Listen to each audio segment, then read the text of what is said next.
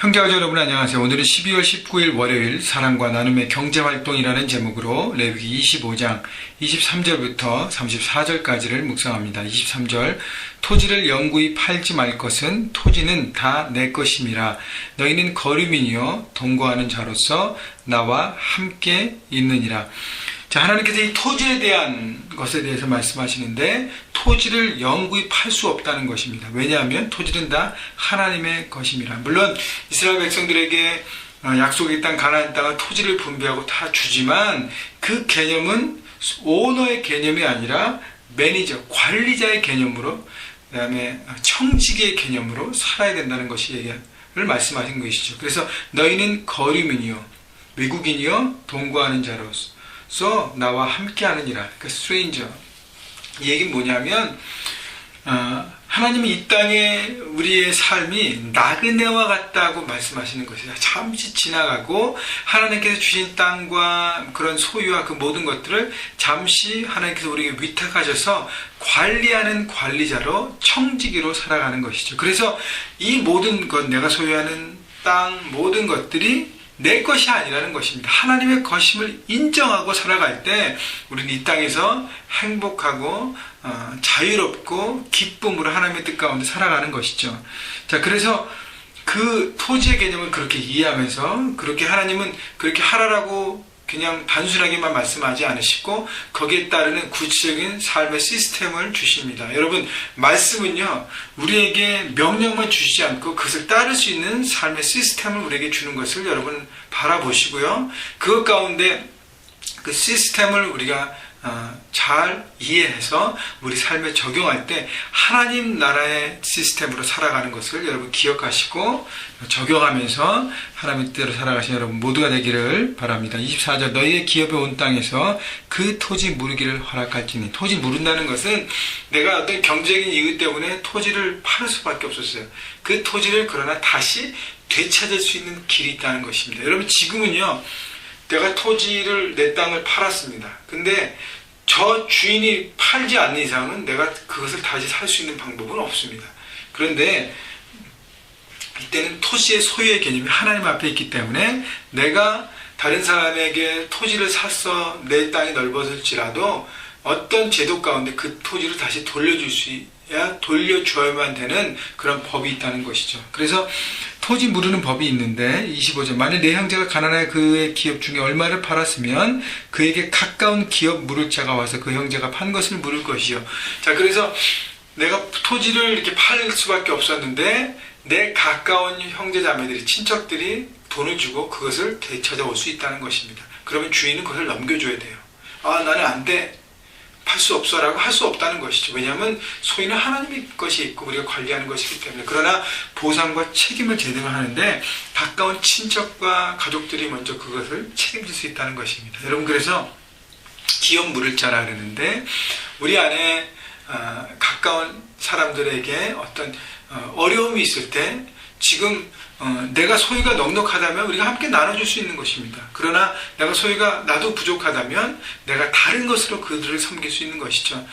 다른 섬김으로, 중보기도로, 또 여러 가지 형태로 우리가 섬길 수 있기 때문에 여러분, 꼭 돈이 아니라 물질이 아니라 다른 부분에서 섬길 수 있기 때문에 물질로 섬길 수 있는 부분은 물질로 섬기고요, 다른 부분을 섬기면서 함께 하나님 나라의 한 공동체가 되는 것을 여러분 함께 배우시며 그런 사랑을 나누시기를, 그런 나눔을 나누시기를 주님의 이름으로 축원합니다. 26절 만일 그것을 물을 사람이 없고 자기가 부유하게 되어 물을 힘이 있으면 그 판 횟수를 계수하여 남은 값을 산자에게 주고 자기의 소유지로 돌릴 것이라. 아무도 주변에 물을 사람이 없어요. 형편이다. 그랬을 경우에는 내가 몇 년 후에 다시 재산을 모아서 그것을 다시 되찾을 수 있게 하나님은 법을 만드신 것이죠. 그러나 대신 보상은 철저하게 하면서 책임과 보상을 하고 계수하고 하는 것입니다. 28절 그러나 자기가 물을 힘이 없으면 그 판 것이 희년에 이르기까지 산자의 손에 있다가 희년에 이르러 돌아올지니 그것이 곧 그의 기업으로 돌아갈 것입니다.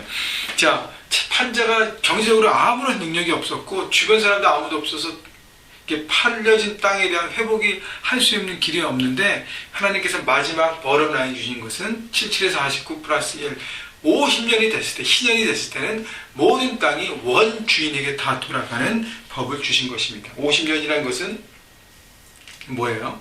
바로 한 세대를 얘기합니다. 그 사람이 이제 소유하고 떠나기 때문에 이렇게 다 원 주인에게 돌아오는. 그래서 토지 이런 제도를 하나님께 주시면서 하나님의 법 안에 그 소유가 하나님의 것임을 인정하고 살으라고 하나님 말씀하시는 것입니다. 여러분, 여러분이 갖고 있는 모든 재산들, 모든 소유들 누구의 것입니까? 하나님의 것임을 인정하고, 그리고 내 주변에 우리 형제가 교회 안에서도 주변 형제 자매들에게, 성도들에게, 또 주변 이웃들에게 혹시 여러분 도움이 줄 수 있는 부분이 있다면 적극적으로 도우면서 함께 상생, 서로 살고 세워져 가라는 것입니다.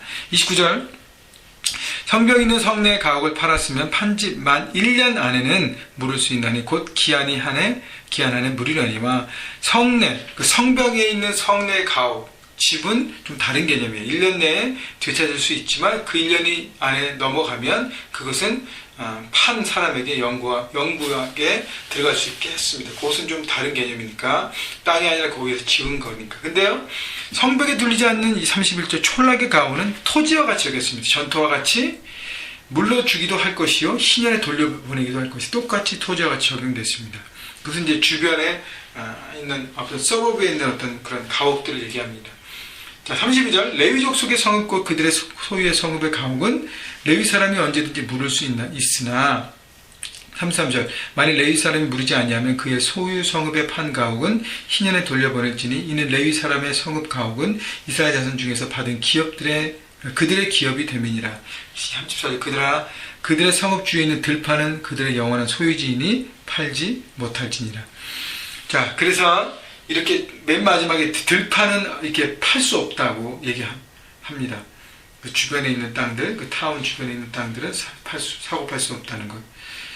자, 그리고 이 33절에 보면 그 32절, 34절에 보면 레위인들의 성읍에 대해서, 그런 집에 대해서 얘기하는데, 레위인은 원래 땅을 분배받지 못하고 이스라엘 자손이 기업이에요. 그래서 제사를 섬기고 하나님의 예배를 섬기면서 그냥 주어진 것을 받고 살아가는 사람들입니다. 그렇기 때문에 이들에게는 더 배려된 법이 적용되는 것이죠. 언제든지 집을 이렇게 가질 수 있도록. 왜냐하면 소유된 땅 뭐 이런 게 없기 때문이에요. 그렇기 때문에 분배된 그 안에서 그 이스라엘 백성들이 섬기는 그것을 가지고 살아갔기 때문에 레위 사람들의 집에 대해서는 더 배려가 있는 것입니다. 여러분, 하나님은 모든 사람의 경제적인 상황에 맞춰서 배려하고 그 모든 것들이 그 시스템 안에서 이렇게 공평하게 누려질 수 있도록 얘기하고 있는 것입니다. 여러분, 혹시 많이 가졌습니까? 그러면 더 나누라고 하나님께서 말씀하신 것이고요. 적게 가졌으면 좀 섬김을 받고, 왜냐하면 주변에 물을 수 있는 가까운 친척들이 그를 도와줄 수 있기 때문에 사랑을 받을 수 있습니다.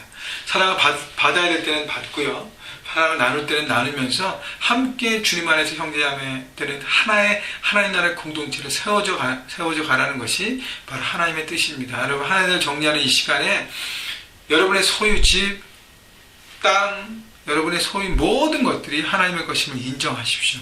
그리고 그 안에서 잘 맡은 관리자로 하나님 나라를 여러분 삶의 현장에서 이루어가는, 그렇게 애쓰는 또 한 주간이 되시기를 주님의 이름으로 축원합니다.